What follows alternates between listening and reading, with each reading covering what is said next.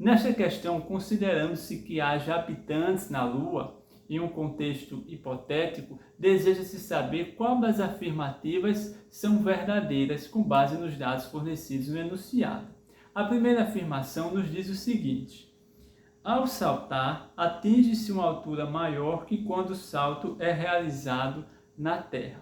Pessoal, nós podemos identificar a altura do salto utilizando a equação de Torricelli. Ela nos diz que a velocidade final ao quadrado é igual à velocidade inicial ao quadrado mais 2 vezes a aceleração vezes a variação do espaço. No caso aqui, a variação do espaço vamos representar como sendo a altura, a aceleração da gravidade e vamos colocar um sinal negativo porque estamos considerando que a nossa orientação da trajetória positivamente está orientada para cima, enquanto a aceleração da gravidade está em um sentido contrário, está orientada para baixo. Dito isso, então, observe que na altura máxima nós temos a velocidade sendo igual a zero, porque se assim não fosse, o corpo continuaria subindo.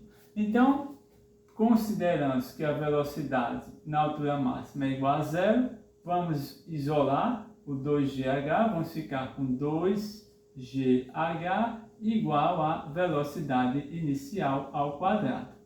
Isolando o H, vamos ter que H será igual a velocidade inicial ao quadrado dividido por 2G. Observe que nós temos aqui uma situação onde o H e o G são inversamente proporcionais. Quanto maior um, menor o outro. Então, note, o enunciado já comenta para a gente que a aceleração da gravidade na Lua ela é menor do que a aceleração da gravidade na Terra. Então, se nós temos a aceleração da gravidade na Lua como sendo menor do que na Terra, quanto menor essa aceleração, maior a altura. Então, a primeira afirmativa ela é verdadeira. Nós vamos dizer que é verdade isso que ele diz na primeira afirmativa, onde na Lua este salto vai ser de uma altura maior. Consideremos então agora a leitura da segunda afirmativa, que ele nos diz o seguinte: se uma bola está boiando em uma piscina, essa bola manterá maior volume fora d'água que quando o experimento é realizado na Terra. Então, observe que nós vamos agora considerar uma situação de flutuação. Nessa situação de flutuação, nós vamos dizer que a força de empuxo é igual ao peso. O módulo da força de empuxo é igual ao módulo do peso.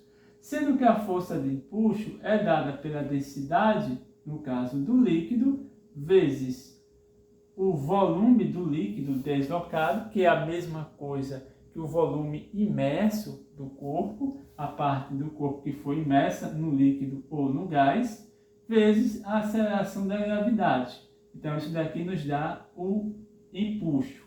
Isso será igual ao peso do corpo que estamos considerando. Porém, lembre-se que da expressão ele nos diz que a densidade é igual a massa sobre o volume, nós podemos então isolar a massa considerando ela como sendo a densidade vezes o volume. Então nós ficaríamos aqui com a densidade do corpo que nós estamos considerando, vezes o volume deste corpo, vezes a aceleração da gravidade, igual ao que já tínhamos no lado esquerdo da equação. Percebe então que nós podemos cancelar a aceleração da gravidade, e daí nós vamos dizer que o volume imerso será igual à densidade do corpo sobre a densidade do líquido, e aí aqui no numerador nós temos o volume do corpo. Então perceba que o volume da parte imersa ela não depende da aceleração da gravidade. Por isso, então, esta segunda afirmativa ela é uma afirmativa falsa. Uma afirmativa falsa por esse motivo. A aceleração da gravidade desaparece. Vamos considerar agora, então, o terceiro tópico. ou a terceira afirmativa, onde ele nos diz: em uma pista horizontal, um carro com velocidade inicial V0 consegue parar completamente em uma distância maior que quando o carro é freado na terra. Para isso, observe que nós vamos levar em conta a existência da força de atrito, que é o que contribui aí contra o deslocamento do carro, contribui para a freagem dele. Então, considerando o trabalho da força de atrito, nós vamos dizer que o trabalho dela é igual à variação da energia cinética final menos energia cinética inicial. Lembre-se que o trabalho é dado pela força vezes o deslocamento. Então, nós temos a força de atrito vezes o deslocamento, igual a essa variação de energia cinética, sendo que a energia cinética final vai ser igual a zero, né? Porque o carro está parando, não tem velocidade, e daí nós ficaria com menos 1/2 de mv inicial ao quadrado. Agora perceba que a força de atrito, ela nos é dada por o produto entre o coeficiente de atrito vezes a força normal. Numa situação como essa descrita no nosso enunciado, onde nós temos uma situação comum, o veículo na horizontal, nós temos que a força normal é igual ao peso. Então, nós substituiríamos por mg.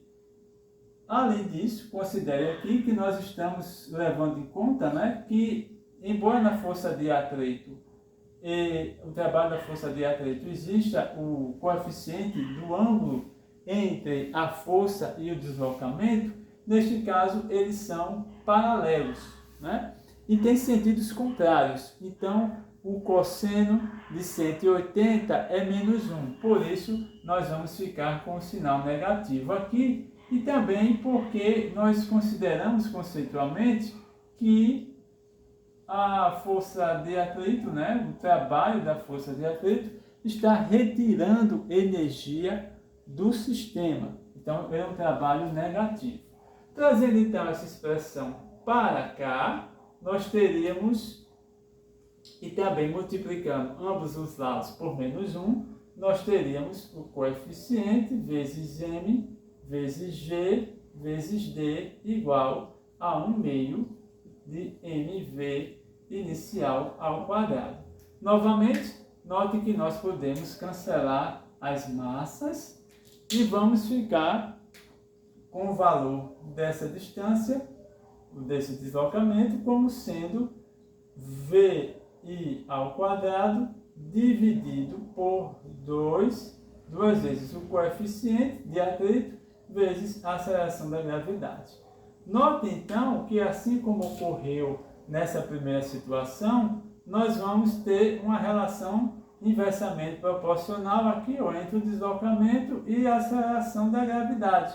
Então, como eles são inversamente proporcionais e lá na Lua a aceleração da gravidade é menor, então realmente esse deslocamento vai ser maior. E você considera então que o que está sendo dito na afirmativa número 3 é uma afirmação verdadeira. Então ficamos com a primeira verdadeira, a segunda falsa e a terceira como sendo verdadeira.